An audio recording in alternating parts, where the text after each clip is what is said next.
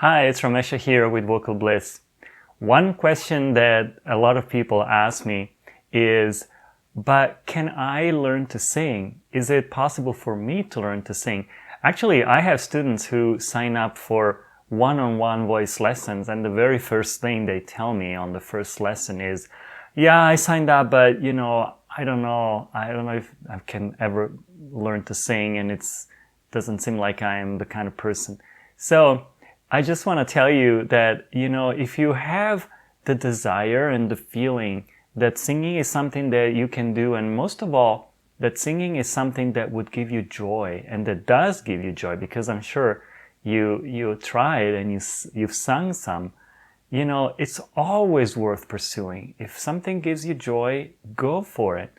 And the other thing I want to share is my experience with myself. When I was a little kid I think I was 5 or 6, my mom took me because she could tell that I had some musical predisposition. So she took me to this conductor in the city where I grew up, in Lugano, Switzerland. And he tested my ear with, in a very sophisticated way. I'm not going to go into it, but he could tell by that, yeah, I have a pretty good ear. And that certainly has helped me.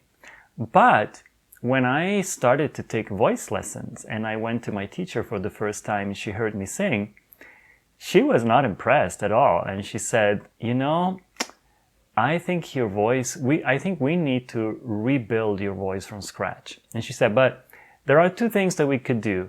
We could either rebuild your voice from scratch, or I could just give you a few tips and you can improve what you're doing. And obviously I am very thorough with things. So I said, no, let's just start from scratch. And literally, it was not easy. She had me do everything from scratch, learning everything. My voice was not really in good shape. It wasn't placed well. I don't even remember how I used to sound because it was so long ago. But it took me quite a while. So I wasn't enfant prodige by any stretch of imagination when it comes to singing, especially.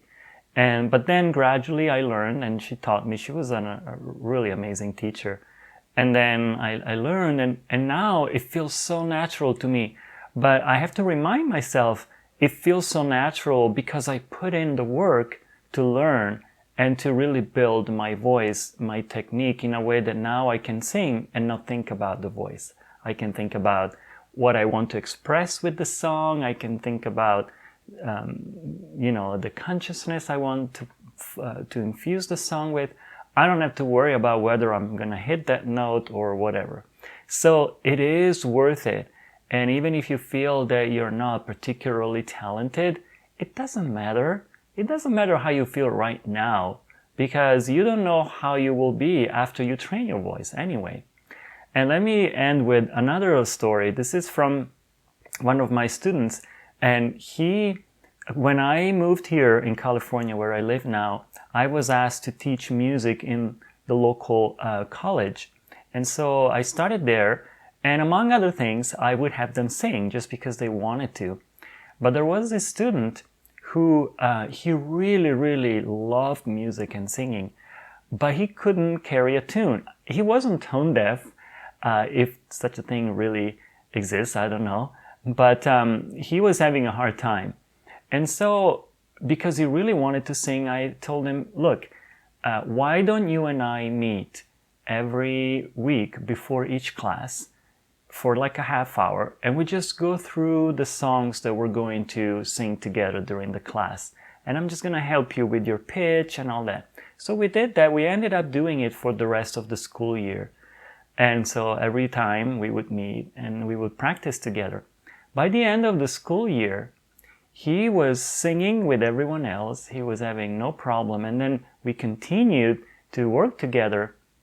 He ended up singing even a solo. He was singing in the choir. He was really, really happy singing. He ended up even taking cello classes at some point. Anyway, and as a side thing, he and I became really, really good friends. And then eventually he moved to Italy, and he ended up marrying an Italian woman, and he asked me to be his best man for for his wedding. So anyway, all this to say, don't give up on, doubts. Doubts will always be there. Whatever you decide to do or not do, doubts will be there. If this is something that gives you joy, if it's something that you feel inside you, that it's something that wants to come out and wants to express itself, let it come out and do whatever it takes. So my 2 cents on this. I hope it's helpful, and thank you for watching, and I'll see you next time. Bye bye.